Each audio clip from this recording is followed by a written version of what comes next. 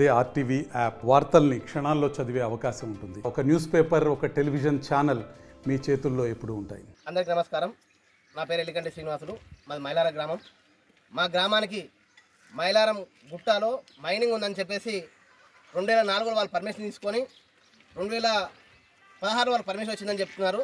ప్రతి 2 సంవత్సరాలకు ఒకసారి వాళ్ళు మిషన్స్ తీసుకురావడం జరుగుతుంది. ఆ మిషన్ తీసుకొచ్చే క్రమంలో మా అంతా యూత్ అంతా కలిసి, గ్రామస్తులందరం కలిసి ఆ మిషన్లను ఆపుతున్నాం. ఆపినప్పుడు వెళ్ళిపోతున్నారు. మళ్ళీ 2 సంవత్సరాలకు ఒకసారి మళ్ళీ రావడం జరుగుతుంది. అందుకోసమని అట్లాంటివి ఆపకుంటే ఇంకొకసారి మా గ్రామానికి ఎవ్వరు రావడానికి వీల్లేదు. మా గ్రామం ప్రతి ఒక్కరం ఉమ్మడిగా కుల మతాలకు అతీతంగా, రాజకీయ పార్టీలకు అతీతంగా అందరం కలిసి పనిచేస్తూ మా గ్రామాన్ని మంచిగా సస్యశ్యామలం ఉంచుకోవాలనే ఉద్దేశంతో మా గుట్టలో వన్యప్రాణులు ఉన్నాయి, నెమలిలు ఉన్నాయి. వాటితో పాటు ఈ చుట్టుపక్కల ఉన్నటువంటి మా మారుమూల గ్రామం కాబట్టి అందరు రైతులు, ప్రతి ఒక్క కుటుంబంలో రైతులు ఉన్నారు. ఆ రైతులు ఉన్నారు కాబట్టి ఆ రైతుల కోసం అందరికి మేకలు, గొర్రెలు, పశువులు అన్నీ ఉన్నాయి.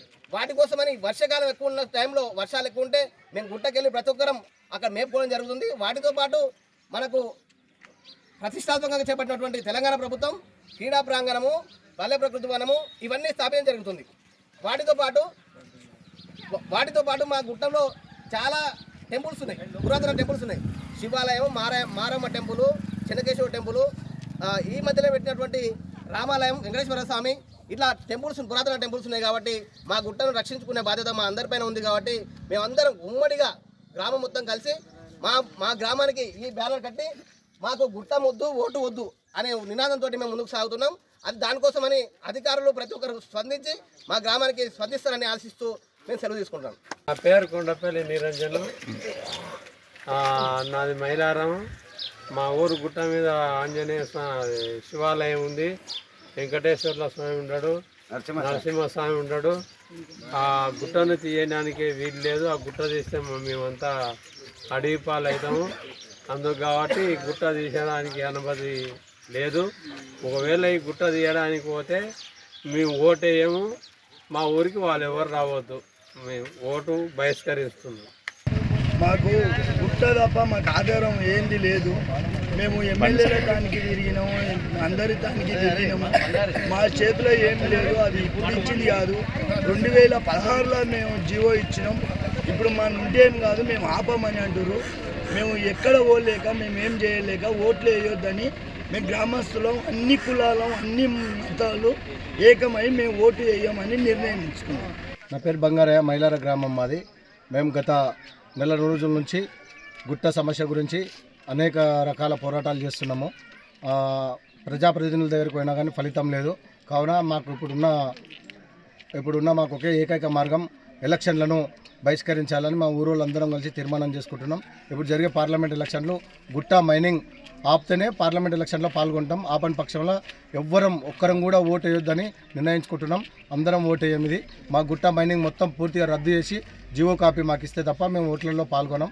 మా గుట్ట జీవన్మరణ సమస్య మా మైలార గ్రామస్తులకు ఎంతమందికి చెప్పినా కానీ, ఎన్ని రకాలుగా పలుమార్లు విజ్ఞప్తి చేసినా కానీ మా విజ్ఞప్తులు ఎప్పుడు పట్టుకు తీసుకుంటలేదు. కాబట్టి మా ఓటు హక్కు మాది, మా స్వతంత్రం. కాబట్టి మేము ఓటు వేయము. ఓటును బహిష్కరించి మా సమస్యలు పరిష్కరించాలని ఊర్లో అందరం తీర్మానం చేసుకున్నాం.